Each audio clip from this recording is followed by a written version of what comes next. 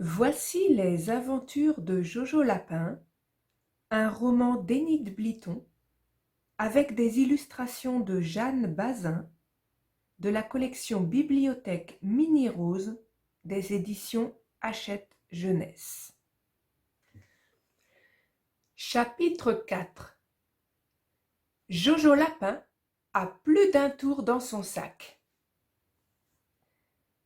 Né au vent, un brin d'herbe entre les dents, Jojo Lapin s'en revenait du marché, portant un sac plein de laitue, de carottes et de navets. Soudain, qui aperçut-il au détour du chemin? Son vieil ennemi, Maître Renard, qui le guettait. Hop! Le renard bondit sur Jojo Lapin. Mais Jojo Lapin bondit plus vite que lui et se réfugia derrière un arbre. Il avait dû, hélas, lâcher son sac. Maître Renard s'en saisit prestement. « Qu'y a-t-il dans ce sac ?» demanda-t-il. « De laitue, 3 carottes et 4 navets, » répondit Jojo Lapin d'une voix morne. « Pouah !» fit Maître Renard. « Les légumes, ça ne m'intéresse pas.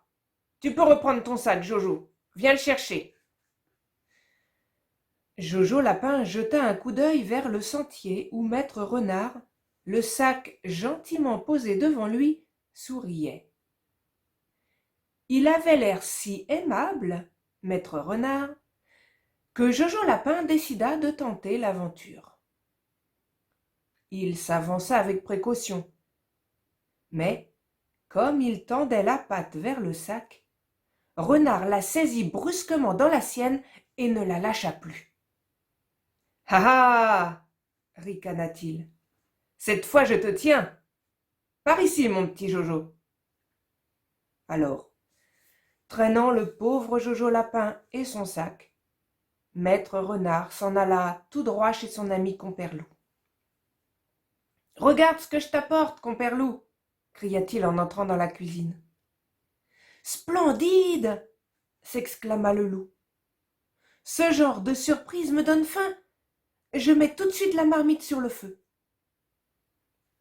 Moi, dit Maître Renard, en attendant, j'enferme Jojo dans un placard. Il est si malin qu'il trouverait un moyen de s'échapper à notre nez. » Voilà donc Jojo Lapin poussé dans un placard parmi les plats, les casseroles et les poêlons de Comperlou. Cric, crac, la porte fut fermée à clé. Jojo Lapin eut un petit frisson. Quelle triste situation!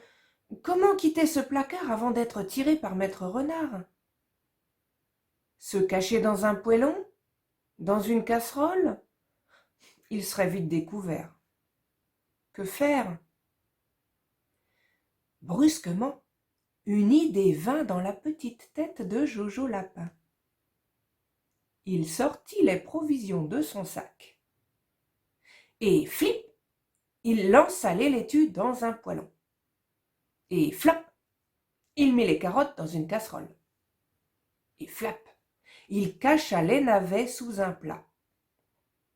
Puis, il se glissa dans le sac, le referma, se fit tout petit et attendit. Quand l'eau se mit à bouillir dans la marmite, Comperlou alla ouvrir la porte du placard.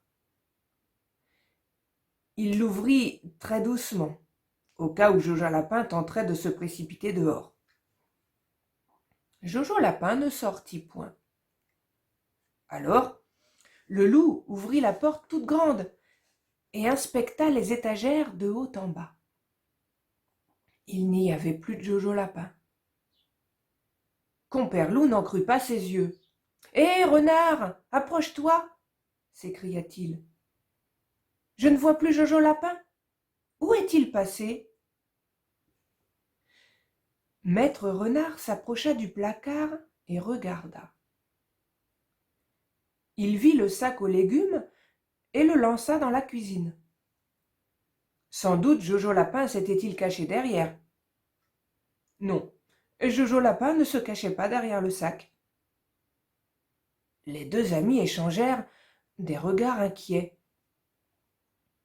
Puis, Pestant et grommelant, ils se mirent à fouiller le placard à droite, à gauche, en haut, en bas, dans tous les sens. Où était donc Jojo Lapin?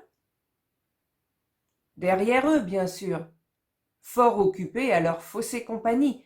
Ah, quel malin ce Jojo Lapin!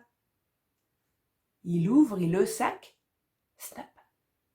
Il traversa la cuisine, frrr. Il poussa la porte, bang. Puis en 4 bonds, il disparut dans un buisson. En entendant claquer la porte, le loup et le renard se retournèrent. Ils virent le sac ouvert, vide, et comprirent qu'ils avaient été joués. « Le rusé !» s'écria compère Loup. « Il a vidé son sac et il s'est mis dedans à la place des légumes. »« Vite, rattrapons-le !» ajouta un renard fou de colère. « Il nous faut ce lapin pour le dîner. Dépêchons-nous de lui courir après. » Et les voilà qui se précipitent dehors et filent à perdre haleine à travers bois.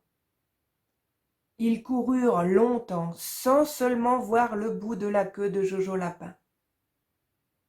Car que fit celui-ci aussitôt qu'ils furent partis? Il quitta son buisson et rentra dans la maison.